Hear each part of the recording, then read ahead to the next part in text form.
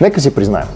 Понякога удоволствието от намирането на най-добрата круизна оферта е съизмеримо с това от самото плаване. Ако сте от хората с хъс за търсене на добрите сделки, тази година за черния петък круизните компании са ви приготвили изненади, които не са за изпускане. Ориентирането в десетките оферти, отстъпки, бонуси и всякакви екстри на круизните компании понякога е предизвикателство дори и за нас, професионалистите в областта. Приготвил съм ви това видео, за да ви помогна в лутането и да разберете подробно какво ви очаква в този наистина лут месец. Напомням ви да се абонирате за нашия бюлетин или за нашата Viber група, защо не и за двете.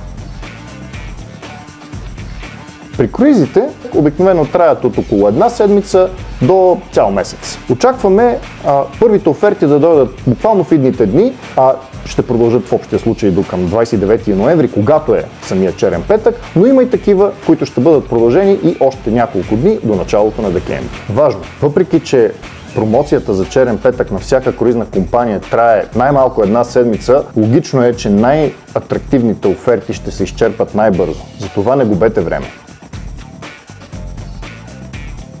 Черният петък при круизите обикновено не представлява само отстъпка от цената. Да, има добри отстъпки и най-добрите от тях обикновено са за круизите, които отплават скоро, като разбирате до 2-3 месеца от датата на черния петък. Всяка круизна компания към това добавя и най-различни комбинации от допълнителни бонуси или отстъпки.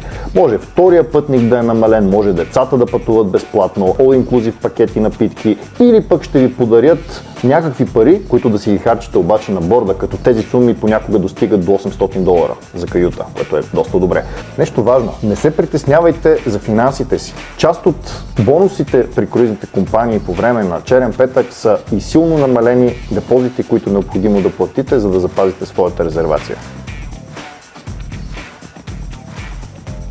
Круизните оферти за черен петък на различните круизни компании най-често включват повечето им маршрути и по-голямата част от офертите са за зимния период до най-много април месец следващата година. Един съвет, тъй като най-много кораби и маршрути са съсредоточени в района на Средиземно море, Близкия изток и Карибите в зимния период, очаквайте там да са и най-горещите оферти с най-добрите намаления.